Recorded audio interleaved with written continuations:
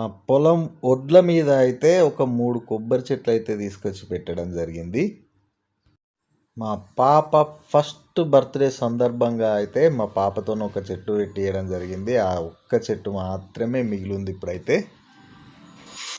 మా పాప పెట్టిన ఈ చెట్టుకైతే మొగిలి పురుగు అయితే వచ్చింది. కొబ్బరి చెట్టు మొగిలి పురుగు వస్తే ఇలా ఆకులు అయితే ఎండిపోతాయి. ఇది పచ్చగానే ఉంది కానీ ఇలా పీకితే నార్మల్గా వచ్చేస్తాయి. పక్క నుండి పిలక పెడతాయి, లేకపోతే చనిపోతాయి. ఇలా అయితే మళ్ళీ ఇగురు రావడం జరిగింది.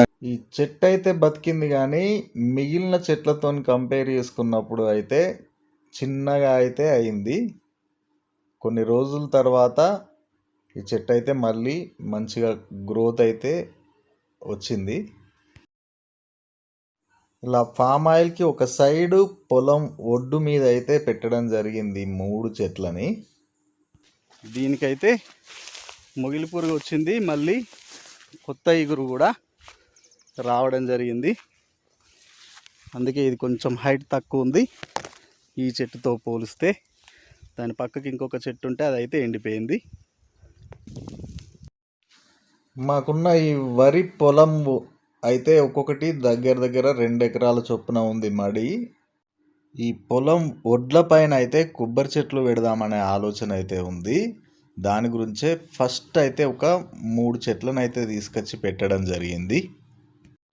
ఇలా మనం పొలం కోసిన తర్వాత ఈ గడ్డిని అయితే గాలబెట్టేటప్పుడు అయితే ఈ చెట్లు అయితే మాడిపోయాయి. ఈ 3 చెట్లలో 2 చెట్లు మాత్రమే మిగిలి ఉన్నాయి.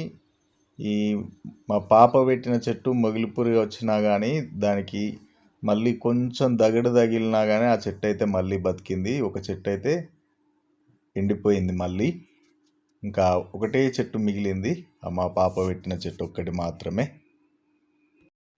పొలం ఒడ్ల మీద కొబ్బరి చెట్లు కనుక పెట్టుకున్నట్టయితే మనం ఈ పంట అయిపోయిన తర్వాత ఈ గడ్డిని అయితే కాలబెడితే మాత్రం మనకి ఈ కొబ్బరి చెట్లను అయితే పెంచుకోవడం అయితే వేస్ట్. ఎందుకంటే చెట్లు అయితే బతికే ఛాన్స్ అయితే అస్సలే ఉండదు కొబ్బరి చెట్లు.